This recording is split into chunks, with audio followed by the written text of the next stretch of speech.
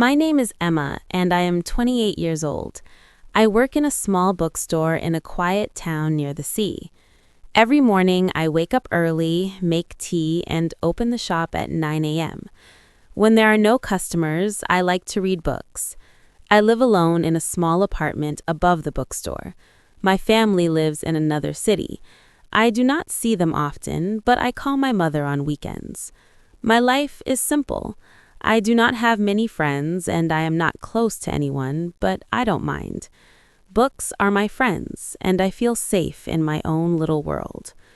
But one rainy afternoon, everything changed. It was late October.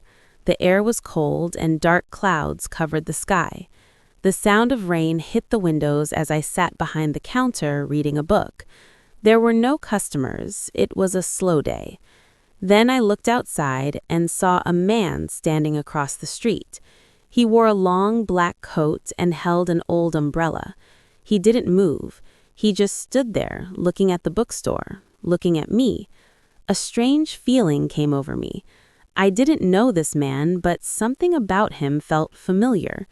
I stared at him for a moment, but when a car passed in front of the shop, he was gone. That night, I couldn't sleep. I kept thinking about him. Who was he? Why was he standing there? The next day, it rained again. I opened the bookstore at the usual time and made tea. In the afternoon, I looked outside. He was there again, the same man in the same black coat, standing in the same place. My chest tightened. I wanted to go outside and ask him who he was, why he was watching me, but something held me back. And then, just like the day before, he disappeared.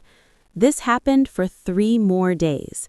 Every afternoon when the rain came, the man appeared. He never spoke, he never moved, he only watched. On the 5th day, I decided to follow him.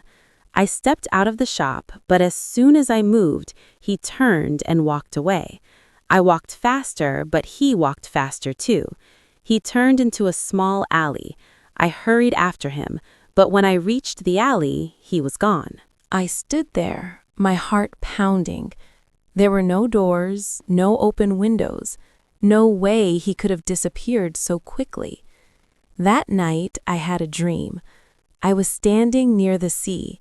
It was raining and the wind was cold. The man in the black coat stood in front of me. He smiled and whispered my name, Emma. His voice was deep, soft, and full of love. Then I woke up. My hands were shaking, my heart was racing. How did he know my name? The next morning, I went to the bookstore, but I couldn't focus. I dropped books, forgot to count change, and made my tea too strong. In the afternoon, I looked out the window. For the first time in days, he wasn't there. I should have felt relieved, but instead, I felt sad. A week passed. No rain, no man. Then, on Sunday night, the rain returned. I sat by my window, watching the streetlights reflect on the wet pavement. Then, I saw him, standing under the streetlight, looking up at me. Without thinking, I grabbed my coat and ran outside. The cold rain touched my face, but I didn't care. When I reached him, he looked into my eyes and smiled softly. "Hello, Emma," he said. It was the same voice from my dream. "Who are you?" I asked. "I have waited for you." He took out an old photograph and handed it to me. It was me, but from another time, and standing beside me was him. On the back was a date, 1923. "No," I whispered, "this isn't real." "You don't remember," he said softly, "but I do." He touched my hand. "You will remember." And then he disappeared.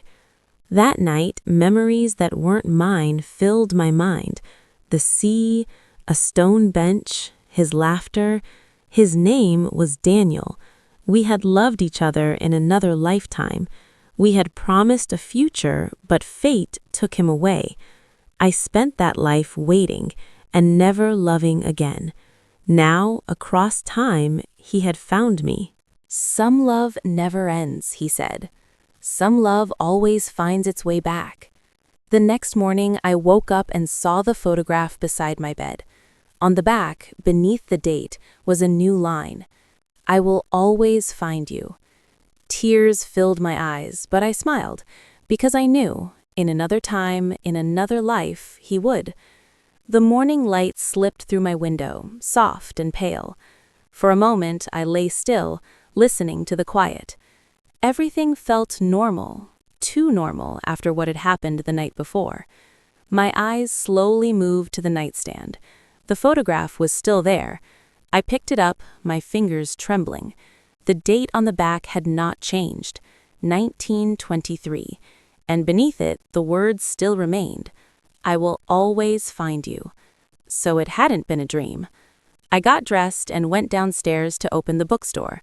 The bell above the door rang as I unlocked it, a sound I had heard thousands of times. Yet today it felt different, hollow. I made my tea, but I forgot to drink it. I arranged books that were already in perfect order. My thoughts kept drifting back to Daniel. His voice, his eyes, the sadness he carried like a shadow. All morning I watched the street outside the window. Every time a dark coat passed, my heart jumped, but it was never him. By afternoon, the sky turned gray again. Clouds gathered, heavy and slow. I felt it before the rain began, a familiar pull inside my chest. At exactly 3 o'clock, the first drops fell. I stood by the window, holding my breath. Nothing. No man across the street, no quiet figure watching. Disappointment washed over me, stronger than I expected. I told myself I was being foolish. People don't disappear and return across lifetimes. And yet, that evening, as I closed the shop, the wind carried a whisper through the empty street. "Emma." I froze. My heart pounded as I turned around. The street was empty, but the air felt warm, comforting. I walked slowly toward the sea, not knowing why. The path felt natural, as if my feet remembered it even when my mind did not. The garden by the cliffs appeared before me, silent and waiting. The stone bench was wet from the rain, just like in my memories. I sat down. For a long time, nothing happened. Then, gently, I felt it, a presence beside me. "I told you I would find you," Daniel's voice said softly. I didn't turn my head. I was afraid that if I did, he would disappear again. "Why now?" I whispered. "Why after all this time?" "Because you're ready," he replied. "Because your heart remembered before your mind did." I finally looked at him. He was fading, his edges soft like mist in the rain. Panic filled my chest. "No," I said, "please don't go."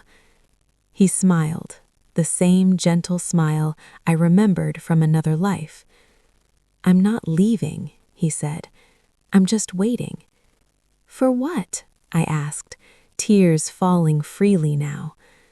"For the moment when we can stay," he answered. He reached out, but his hand passed through mine like air. "Until then," he whispered, "live, love, and remember me." And then he was gone. The rain stopped. I sat alone on the bench, my heart aching yet full.